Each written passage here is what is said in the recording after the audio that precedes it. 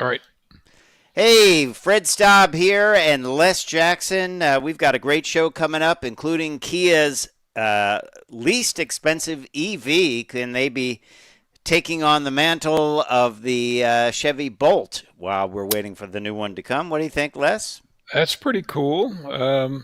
It'll be interesting to see how that works out and what the price will be. And it's also interesting to know that Chevy's, other than the Corvette, last sedan is going away.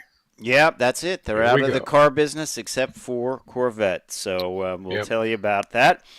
And Les, you like a good exhaust note, like I do, right? Uh, no. Well, a nice note, Well, not a crazy. nice note. Yes, a nice, firm but not rumbly exhaust note. Well, one study says we may be psychopaths. Uh, Around here, the ones I'm hearing, I agree fully. Yes, we'll discuss this. And Yep. also, there's something called a noise camera that Yes. is out in New York City, and it could be coming to a town near you. People with stock cars are getting huge tickets. We'll tell you. We'll tell you about that. And then, if you're car shopping, what's the best time to buy? And it might involve a trip to your Nissan dealer. So if you're looking to buy a car, That's we can right. give you some tips, right? Absolutely. And if we can find you car deals, we're going to let you know. And a bit of bipartisanship What? could actually save. Yes, It's where the both parties actually Work talk. together. And it could save AM radio in your vehicle. I can't believe the number of people that want AM radio in their cars. Well, we like it because we're heard on a lot of AM radio Well, stations. true. So, but yeah, it's not a hard problem to solve. Believe me, It's not. it's been solved in many ways, and we'll talk about that and more when we come back on Cruise Control. We are just about to get started, so stay tuned.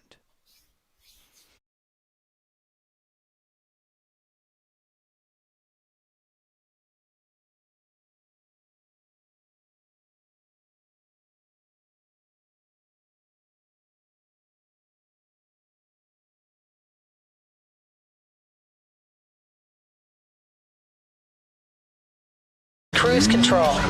Your on-air automotive magazine with co-hosts Fred Staub and Les Jackson. Everything you need to know about new and used cars. Industry news. We'll fix or repair your car on the air. Fasten your seatbelts and let us take the wheel. Now, your ride is about to begin because you're on Cruise Control. Cruise Control. Cruise Control.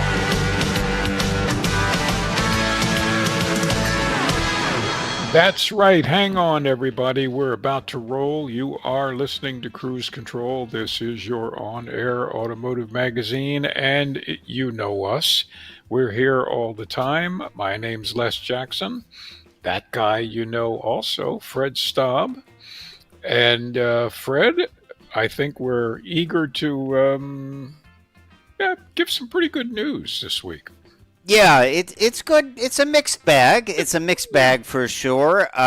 Everyone's been trying to crack the less expensive electric vehicle, game. I'll call it that. Of course, Chevy had their Bolt. That's going to be making a comeback. But in the meantime, Kia will be revealing very soon their EV3. And I have to say, my money's on Kia for something that's affordable and cool looking, right? I agree. Kia just seems to just know, the magic formulas for everything, and it's going to be really interesting. I hope it's a success, um, and I hope they're not just using a big pile of D cells, which they wouldn't do, but it's cool and it's kind of fun looking. Yep, and you've got a story about the Malibu, right? Yeah, the Malibu is, we're talking, gosh, about 60 plus years that the Malibu has been around. Well, that's it. Say goodbye because it's the last sedan that the GM, that Chevy has been making. That's it. They still have the Corvette, but that's not really a sedan. That's a sports car. Yep. And then we're going to move on to this next story about exhaust notes. Are you a psychopath if you like a loud exhaust? Well, one study says maybe. And noise cameras. That's one of those. It doesn't make sense, you know. It's like I don't know. I can't think of it. Another example of that at the moment. But noise cameras are being triggered by stock exhaust, so nobody's modified it, but they're getting big tickets. That's interesting because they should be triggered by. There's actually a federal limit of 90 decibels, but yep. I know a lot about noise, and these noise cameras come from England. It's the only company that makes them. But anyway, we'll talk about them. And if you're car shopping, and who isn't, when is the best time to buy? And maybe the best tip to buy is talk about a Nissan dealer. Go there and check things out. Also, we'll tell you about a bipartisan deal to save AM radio in vehicles. Heard it on the AM radio. So when we come back, we'll get to all of that and more on Cruise Control, your on-air automotive magazine.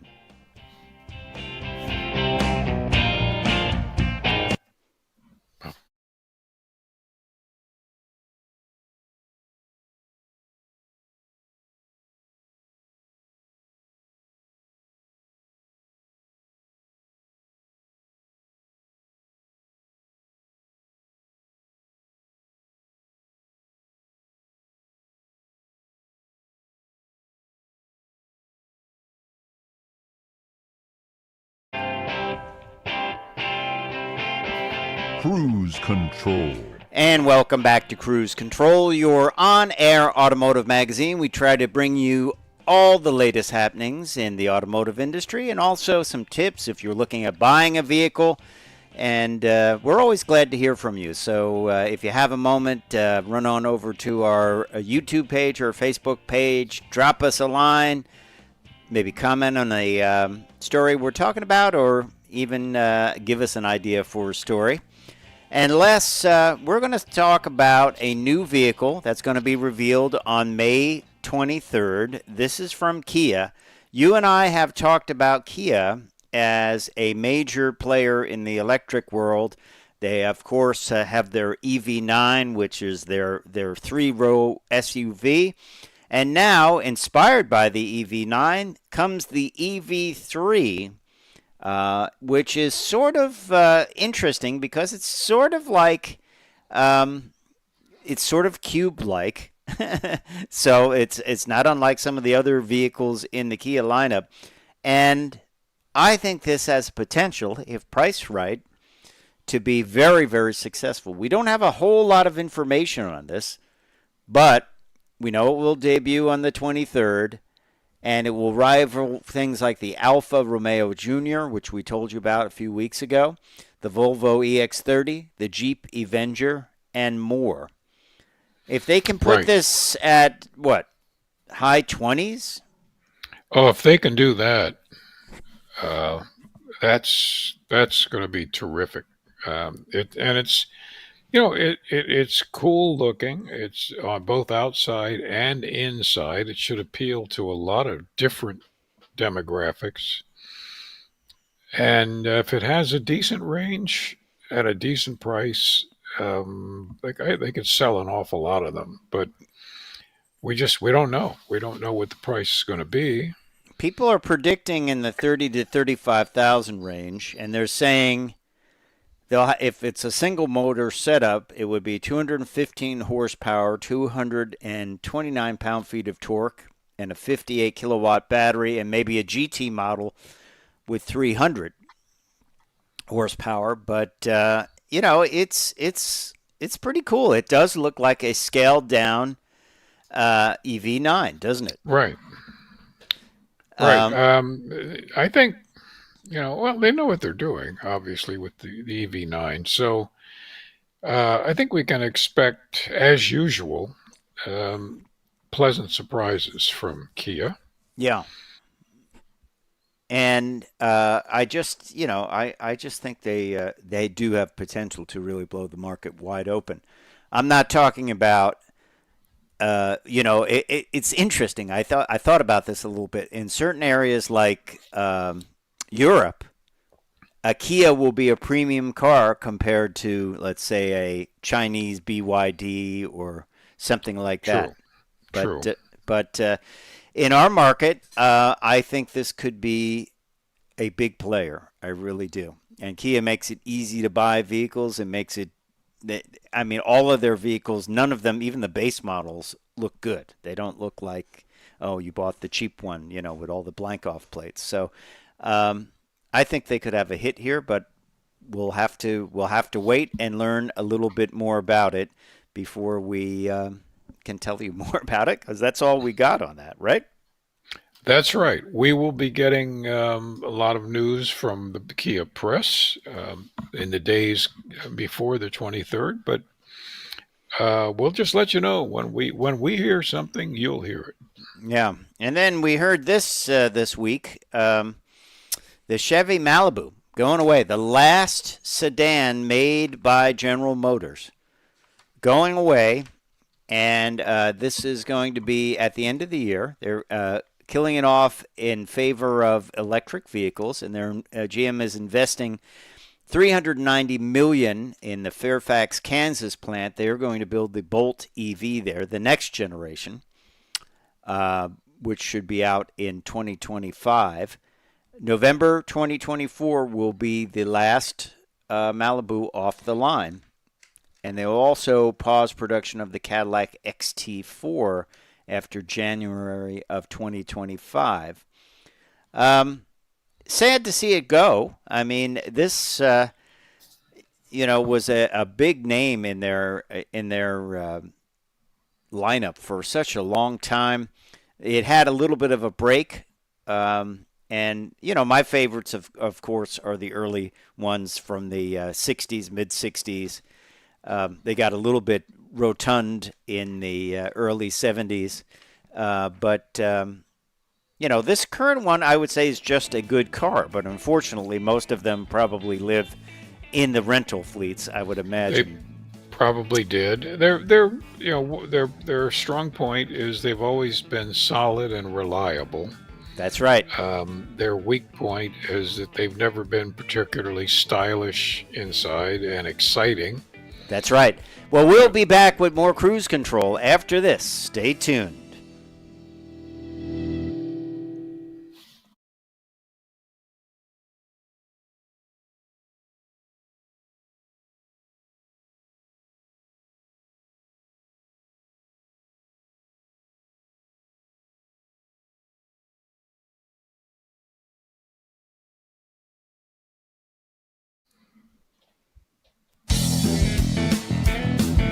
Cruise Control.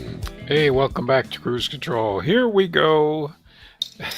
not terribly quietly. We're going to talk about noise. Too much noise in some cases from vehicles. Loud exhausts. They're bothering people all around the country. And a study. Here we go with the study of 529 undergrad business students. Okay. Were asked about loud exhausts and all of that, and there seems to be, and I think that's too small of a study, but it seems to be that there's some people. This sounds like Jeremy Clarkson. Some say that some of those who have those exhausts are basically psychopaths or sadists.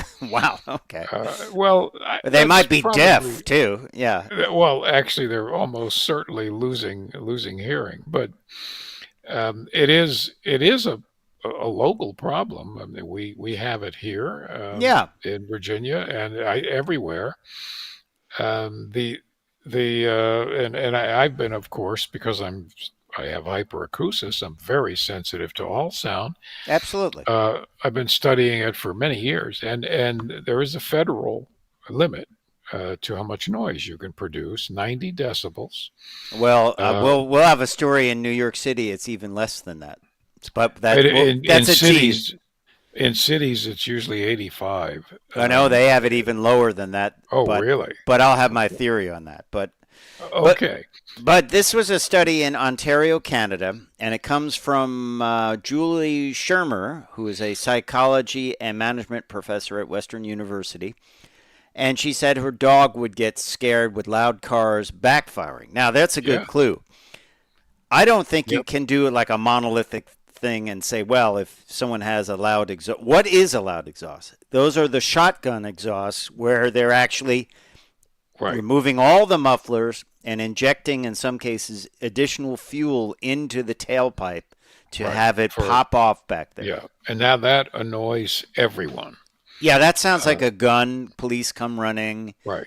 It's really distracting and it's really annoying. And Extremely. BMW people do it a lot. And the other thing is motorcycles. The motorcyclists, especially Harleys, have been running straight exhausts for years, claiming that the loud noise prevents people from hitting them.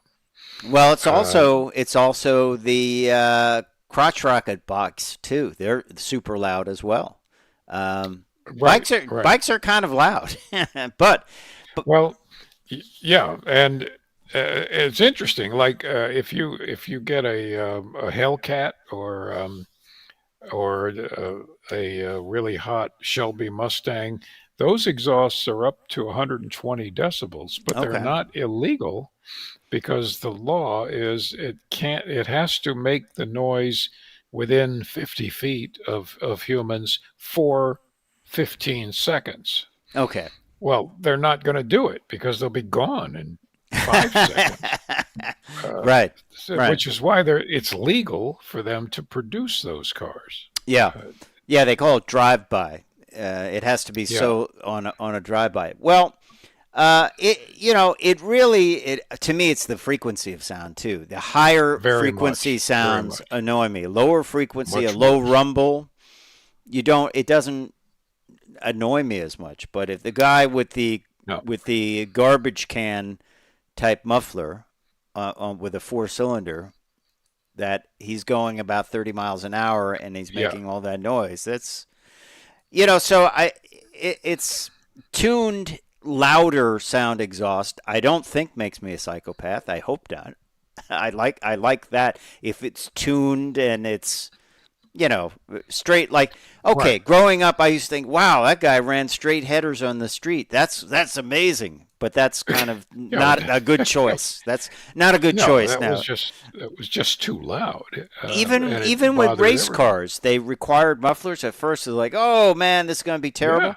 Actually, it sounds better. It's a smoother sound. Like on big trucks, I don't like straight pipes, but if it's smoothed out, with good mufflers, that's okay. That's okay, but Jake brakes are illegal in almost all cities. Yeah, because they're truly obnoxious sounding. And a couple of weeks back, they had Formula One cars in D.C. here for 3 days on Pennsylvania Avenue. And of course, spectators didn't realize how loud they were. Oh, they're terribly loud. Oh man, people were really freaking out. So yeah, they are. That was a special event. That wasn't. Yeah.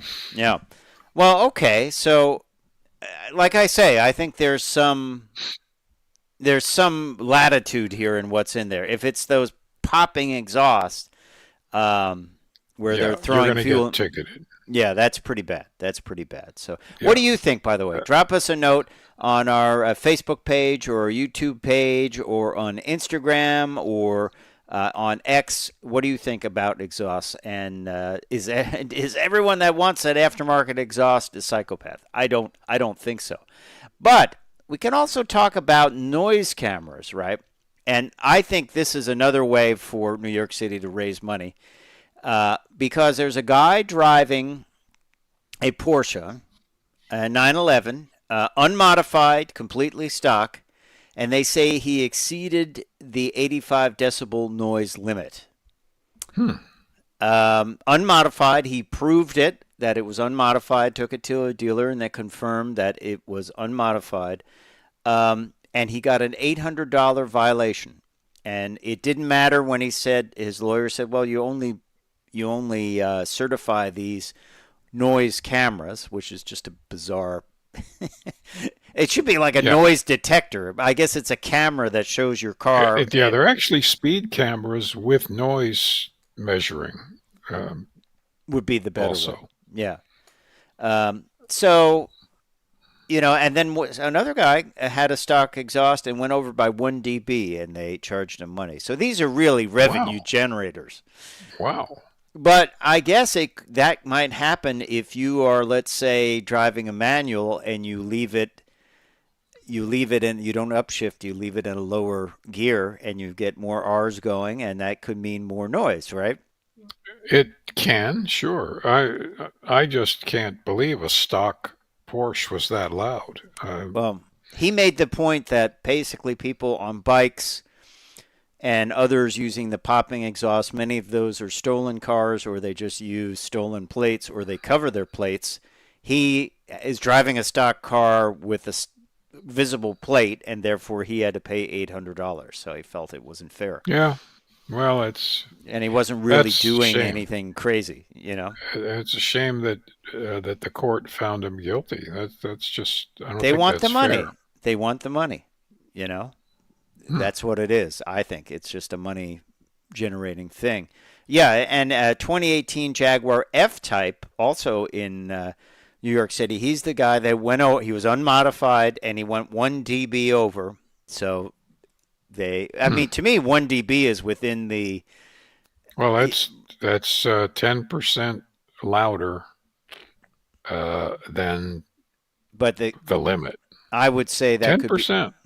Could be a calibration thing on your. Oh, easily. Yeah, easily. I have 2 decibel meters, and they're always off by about 1.5 dB from each other.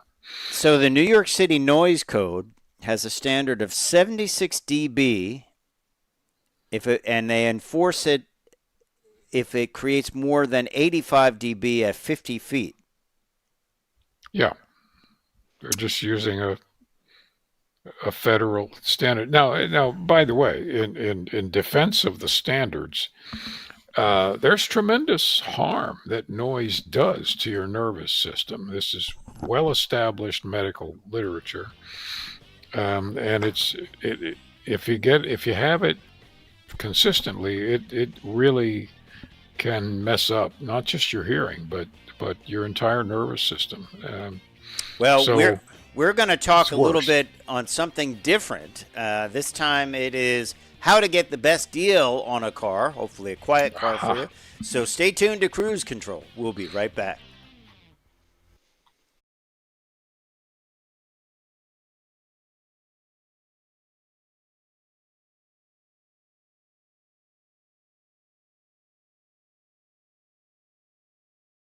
Cruise Control. And welcome back to Cruise Control, your on-air automotive magazine. Fred Staub and Les Jackson taking you on a ride around the automotive industry. We've touched on some new technology, some new vehicles, but now we're going to give you some tips for buying current vehicles out there. And one tip might be to go to your Nissan dealer, because they are now allowed to sell cars at 15% below invoice to shift inventory. They've got a lot of inventory. They want to move it out. And so this might be a good time to strike. What do you think, Les Jackson? I think it's great. I don't think the dealers care for it very much, but no, they're not happy about it. They're not happy about it. No, they're not. They're not happy about it, and I think maybe it'll start a trend that the other manufacturers will follow to some extent. And if you need a car, Nissan's a very good car. Yeah, they have a lot of choices. Yeah. These things are piling up on their lots, though. Pathfinders, others. They are.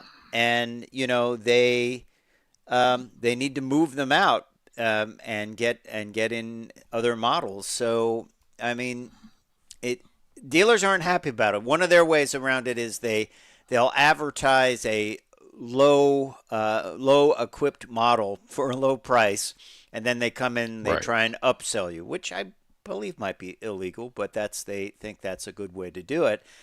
But I actually don't think many people buy base model cars anymore anyway, do they? No. But if you do want a new car and your budget is pretty rigid, hey, go. You can't go wrong by visiting the Nissan dealer. Just tell them you're shopping. Yeah, one of the Um, dealers even said just come in and throw an offer in the air and we'll see what happens. So well, throw them an offer. well, at least knowing that the factory has authorized these 10 to 15% below invoice, not below MSRP, but below invoice, walk in there and do the calculation and Yeah, make the offer. I tell you what, I'd go in and find out what the invoice price is ahead of time and really go low. 25% off of invoice. The guy will like choke and get all red, and then he'll probably That's give you right. 15% off of it, the maximum. What do you think?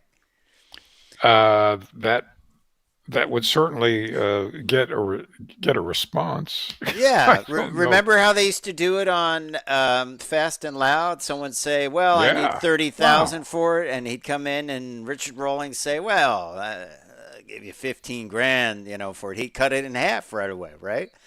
And Yeah. then they came That's back up again, yeah. and then the guy would get a $30,000 originally offered $30,000 car for like 22.5, right? Yeah, that's right. I would. I think it's a good technique. If you see something you really like, say, "Well, I'll take this. It's not really quite the color and stuff Yeah, I want, but never be happy. Never be say, "Oh, I really wanted a red one. never I'm in show that." love." And just figure invoice is usually 3 or 4% below sticker price. Okay. So just figure, okay, it's got a $30,000 sticker price, and then you figure the invoice price is 28 to 29 somewhere, and 15% below that, you Yeah. know, looking at And whatever 20, just say, okay, I'll give you 25 grand for it. here's my advice too. Keep the deal clean. Try not to do a trade in. Right. Try not to do any financing with them because they will like, well, what do you want to spend a month? Well, that gets confusing. Uh, Keep it very clean, just that's it. I will give you a check for this. It doesn't matter where I got the check. You might be getting a yeah, loan from a they bank. they hate that. The finance people just run through rings to try and talk you out of giving cash for it. Yeah. And if you can give cash, even if it's cash you got through your bank, because your bank is just going to tell you, like, okay, it's this amount of money. You want to borrow this amount of money. This is the cost to buy this amount of money. Right.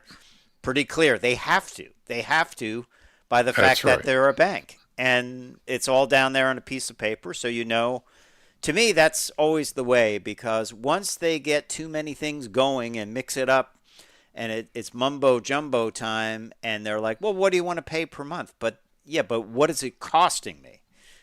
Exactly. Not what it's costing me per month, but what is it actually costing me to finance the car? What does the car itself cost, right?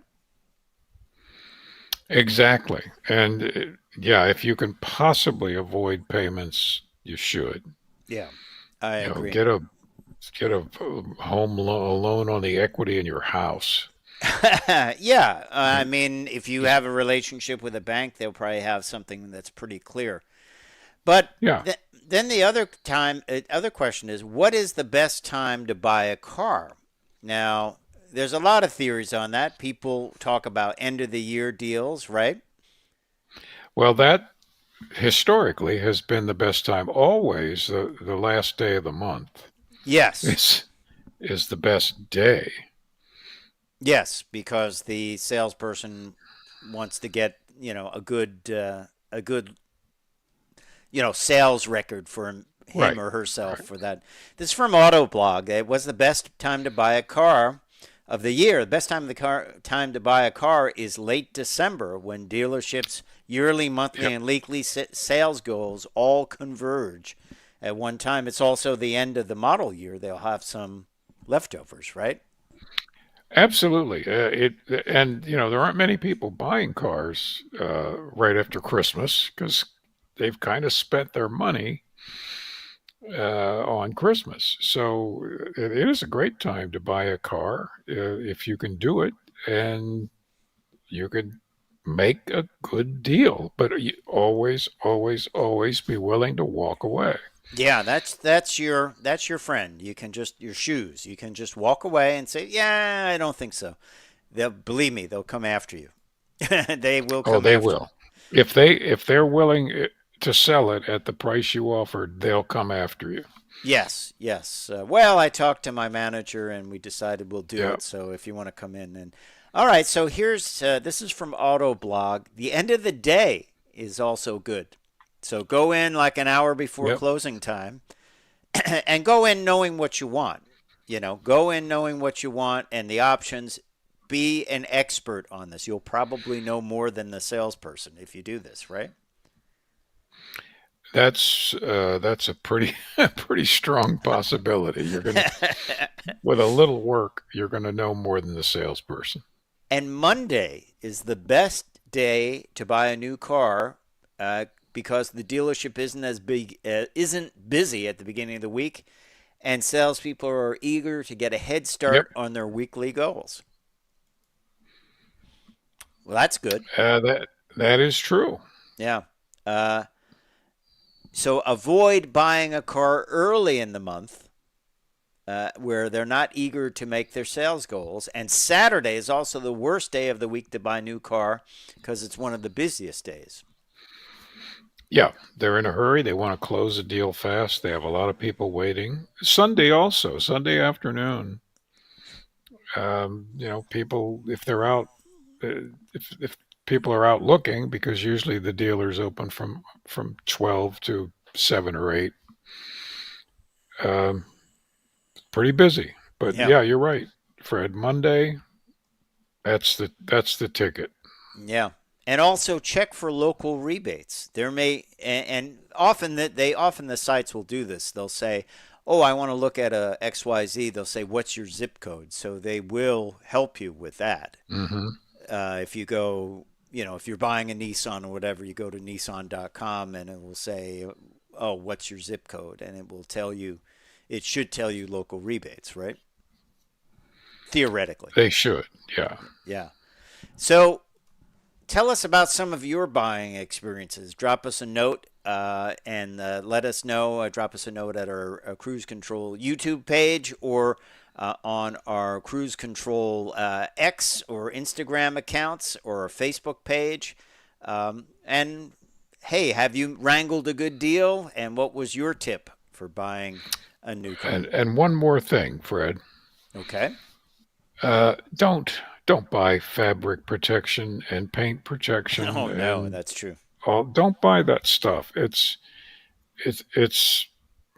well, it might be a little slightly better than snake oil, but it's just hugely profitable, and none of it has any lasting effect on your car. So don't buy it. And that's pure profit. I mean, some of the stuff Pure is profit. crap.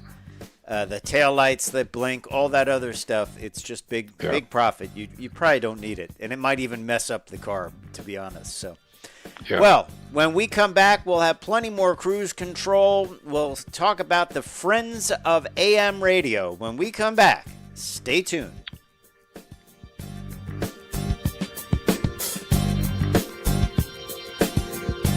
Boy.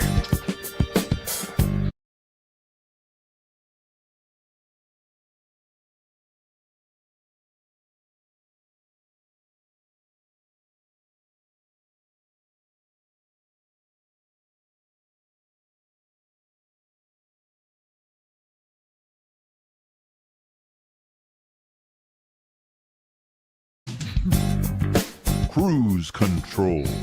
And welcome back to Cruise Control. This is your pilot of the airwaves. You knew, he was going to sing the song. I said no. Well, yes, Fred helped you save your ears. That's what the FCC would call spurious emissions. That's right. But that's a great song. If you've never heard it, it's by a woman named Charlie Dorr. It's a wonderful song about an AM disc jockey. Anyway, AM looks like it's going to stay in our cars thanks to a bipartisan. Now, for those of you that don't I've never heard of that term. What is that? I remember something a long time ago. Yeah, it's very vague, but it's people from both parties actually. Didn't they used to say down and reach across the aisle, something like that? And agreeing on stuff. Yeah, let's find what we can agree on. Sounds like that would be a good function, doesn't it? It's a great idea. Good concept. And sure enough, it's a bill that's introduced to require all new vehicles to be sold with AM installed, which is not a technical problem. No, I mean, there are things you have to do. I mean, for example, it's not a technical problem because the Mach-E by Ford didn't have it. And then when this came up, they just put it in again and there was no issue. So you can't tell me it's an issue if you can just pop it on there, right?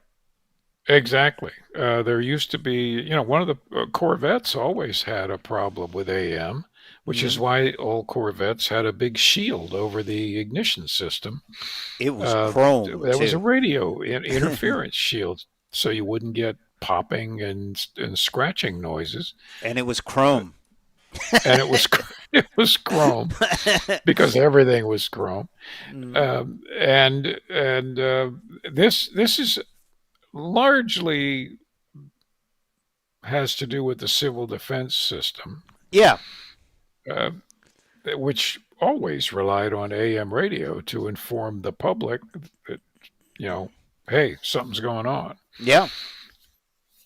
Yeah, I think it's a good thing, and it's going to pass. I mean, it has support from 60 senators and 246 House of Representatives, representatives in the House of Representatives, and massive support. And AM radio is amazing. It goes a long distance. It can punch through when everything else is down.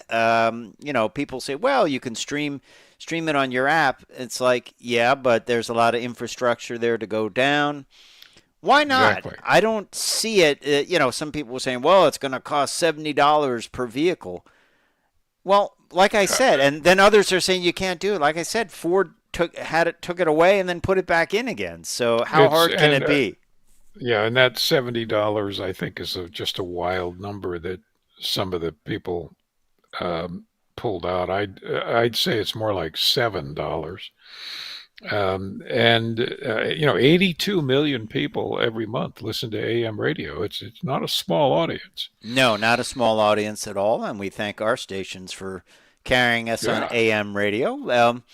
I listen to it like if there's all of a sudden a big traffic jam or whatever, when something bad happens, they'll have the information right away. You don't have to be like, oh, how can I stream this or whatever. It's just you just tune to one of the 2 or 3 mega stations that we have in New York with incredible signals, and you'll know pretty much right away what's going on. Yeah. Now, in a car, I haven't looked at an AM dial, and it's almost always digital. So it's just numbers. But if there's an actual dial, they're not still putting the old CD civil defense triangle on there. That's a good bit of history, but no, they don't do that. No, I wouldn't think so. I think it would just come on and say tune to such and such a channel. That's right. For important word, yeah. Yeah. No, I think I don't see any negative to putting it on, and I don't really understand why they wouldn't do it unless manufacturers were looking to save a little bit of money. If it didn't work in electric cars, because I know it is susceptible to that. By the way, I used to, as a kid, tune in, and if it was getting dark outside during the day, I'd listen for the static crashes on the AM, and then I would know. Yeah, from the. Yeah, that was Yeah. It was like, oh, it must be nearby, or between us and the transmitter, in most cases was pretty close by. Being in New York, where I knew where it was on the Empire State Building, most likely. So I knew it was within the 20 miles or so I was from Manhattan. So it was like a way of telling weather, right? It was. It was a very, very good. Well, still is a very good system. And Yep. It's kind of nice to have things like that just stay around. It's useful when it needs to be useful. There are all kinds of different shows on AM, Like cruise control. like cruise control, but there are also specialized stations, like Sure. all Spanish and all very other big languages. Very big with specific cultures that want to get messages out. Yeah. And it's just a neat technology that it can go so far. And especially, did you as a kid used to turn on the radio and hear the skips at night and you'd be listening? Oh, yeah. And it's like, I don't recognize that voice. It's like, because he's from Indiana and you're in New York. I could pick up at night. I could pick up the big Chicago station. Oh, wow. The AM station that everybody, I guess it was the biggest station in the country. 50,000 watts of power. Oh, yeah. It was just great fun to listen to it. And I had a crystal radio. Yeah. Little kit that I made when I was a kid. Me too. I did that. Yeah. Fun stuff. You learn about how this stuff works. Yeah.